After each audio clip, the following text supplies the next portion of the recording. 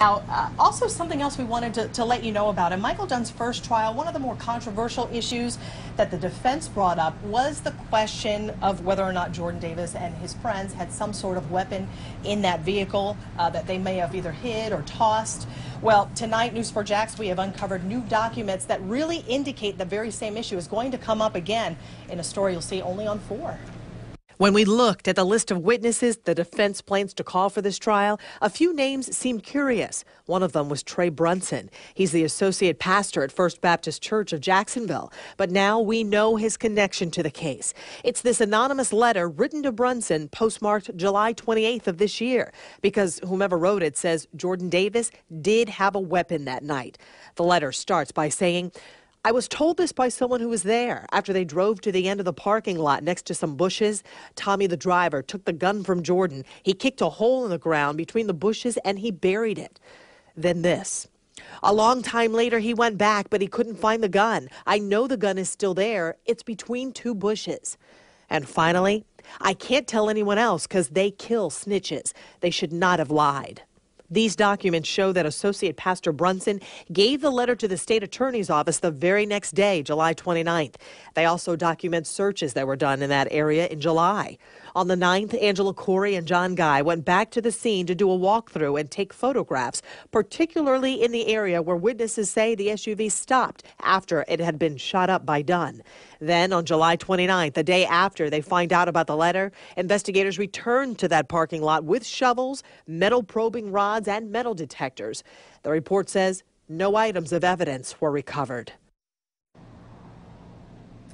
Joining me now is local attorney Randy Reep, who has been giving us insight throughout this trial as well as Michael Dunn's first murder trial.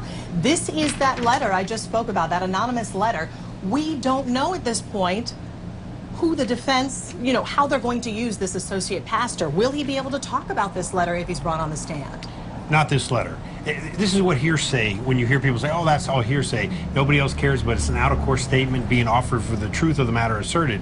Nobody can authenticate this letter. Nobody can cross-examine the writer of this letter. And even in the letter, they're quoting somebody else. It never gets in front of the jury. Well, his name is on the witness list, so if they call him, can they ask him at least about this letter? There are times where things can be brought in to somewhat rebut what somebody else might say. It's very challenging on really what you see is double hearsay to ever find a way to get that in, and frankly, I don't think it does. It's a rather self-serving letter to the defense with no authentication. All right, the defense has yet to start their case. Right now, the prosecution is calling their witnesses, and the prosecution today talked a lot to the evidence technicians, a lot of evidence brought in, a lot of tedious details.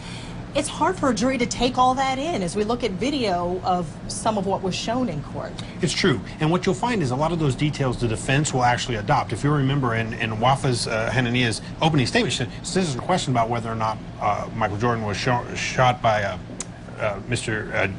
Dunn or not. The question is, did he have a reasonable fear of self-injury? So the shots have all come down to not whether they were shot, but whether they were reasonable. So technically, all of this evidence isn't needed?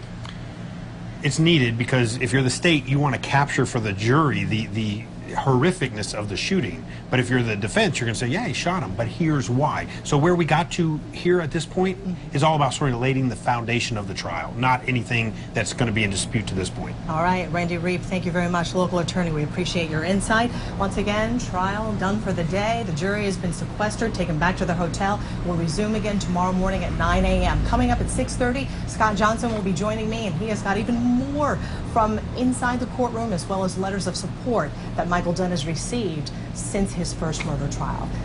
We'll send it back to you in the studio.